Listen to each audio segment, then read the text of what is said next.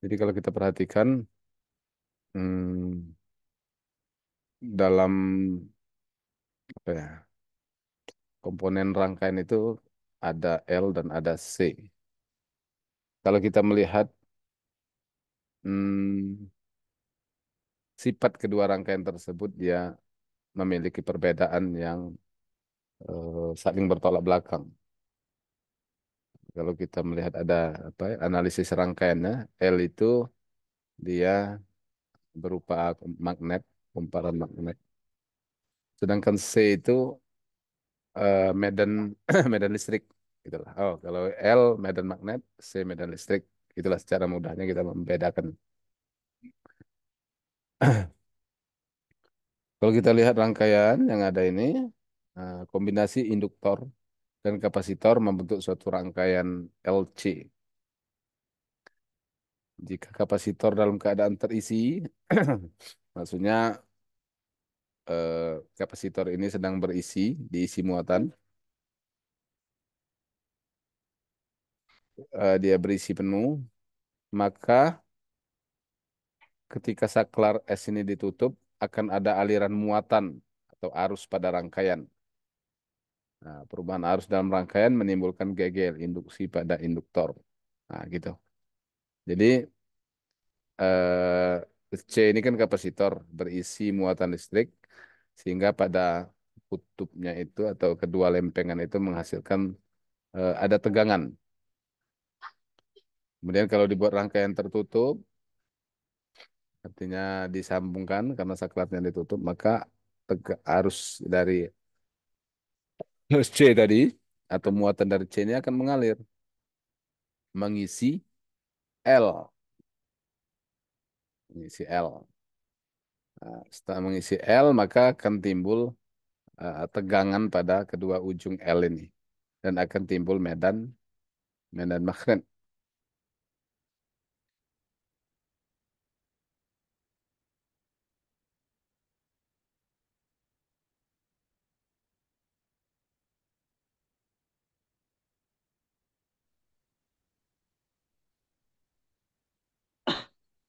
Oh, masih mengkiring.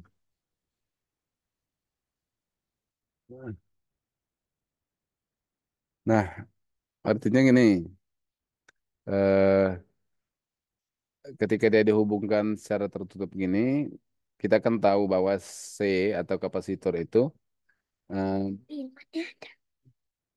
ada. Maka arus tadi akan sepenuhnya mengalir ke L, tetapi kita ketahui bahwa bentuk hmm, arus pengosongan kapasitor itu kan seperti eksponensial terbalik atau negatif eksponensial.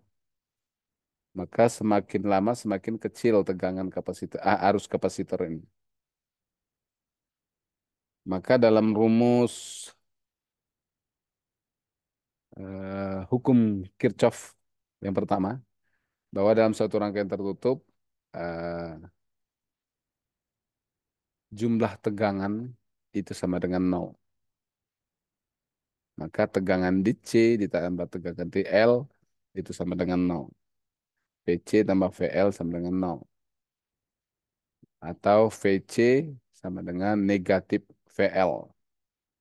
VC adalah Q per C rumusnya. Atau muatan dibagi dengan kapasitansi daripada eh, kapasitornya.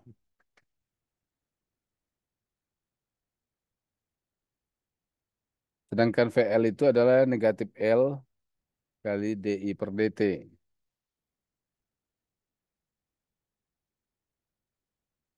Sehingga eh, Q per C kalau kita mau mendapatkan nilai ininya kita integralkan DI per DT ini hingga dapat D kuadrat Q per DT kuadrat ditambah 1 per LC Q sama dengan nol. Ini penyelesaian dari persamaannya. Dan D kuadrat Q per DT kuadrat tambah 1 per LC kali Q sama dengan nol itu adalah fungsi harmonik gelombangnya akan muncul gelombang harmonik gitu.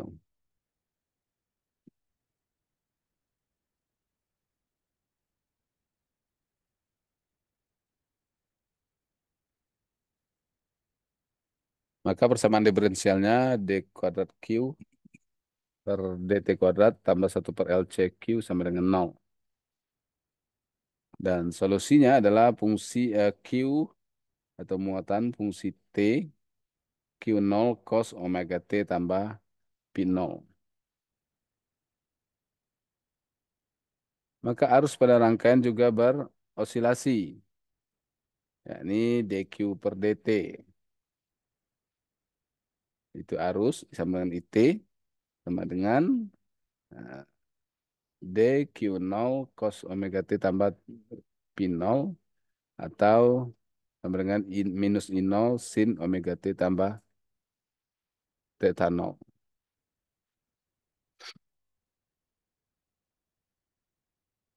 Di mana omega itu 1 per LC. Untuk gelombangnya seperti ini, berupa gelombang harmonisa. Kemudian energi yang tersimpan pada rangkaian katanya akan tetap, yaitu U atau energi dalam sama dengan Q kuadrat per 2C tambah LI kuadrat per 2. Sama dengan Q0 kuadrat cos kuadrat omega T ditambah P0 per 2C tambah LI 0 kuadrat sin kuadrat omega T tambah P0 per 2. Atau penyelesaian sama dengan LI 0 kuadrat per 2 atau Q0 kuadrat per 2C.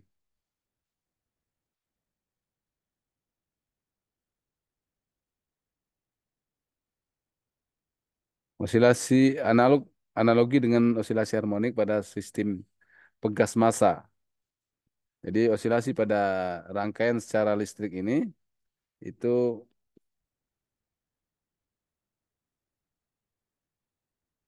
kalau dibandingkan dengan eh, suatu sistem mekanik pegas, maka bisa dipersamakan bahwa Q dalam rangkaian listrik itu sama dengan posisi atau X, arus itu sama dengan kecepatan pegas, C kapasitansi itu sama dengan konstanta pegas, kemudian eh, induktansi atau L itu sama dengan massa benda. Jadi kalau dipersamakan dengan pegas, osilasi, harmonisa pada rangkaian listrik itu sama dengan harmonik pada pegas. Yaitu energi dalam induktor sama dengan setengah Li kuadrat, energi kinetik pada pegas setengah MP kuadrat. Kalau energi dalam kapasitor setengah Q kuadrat per C dengan dalam pegas tadi adalah setengah KE kuadrat. Itu jadi dia.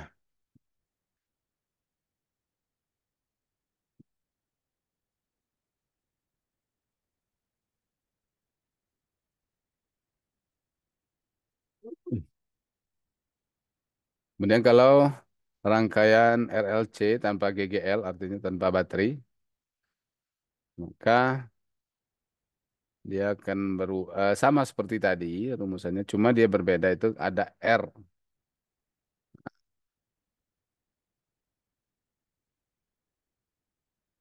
Maka di R inilah yang menghabiskan daya pada rangkaian itu karena di setiap arus yang melewati R itu ada disipasi daya, yaitu I kuadrat R. Kuadrat R atau kalau menggunakan hukum Kirchhoff, VC, VR, VL itu sama dengan nol. VC tambah VR tambah VL sama dengan nol. Maka persamaan diferensialnya menjadi D kuadrat Q per DT kuadrat tambah R DQ per LDT tambah 1 LC kali Q sama dengan nol.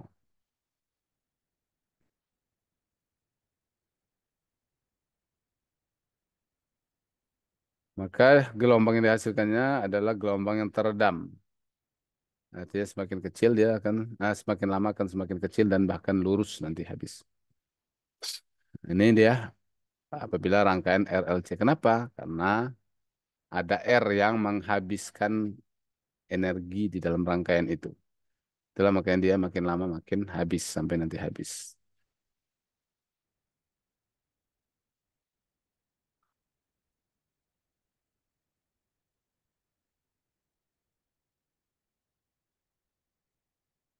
Kemudian arus bolak-balik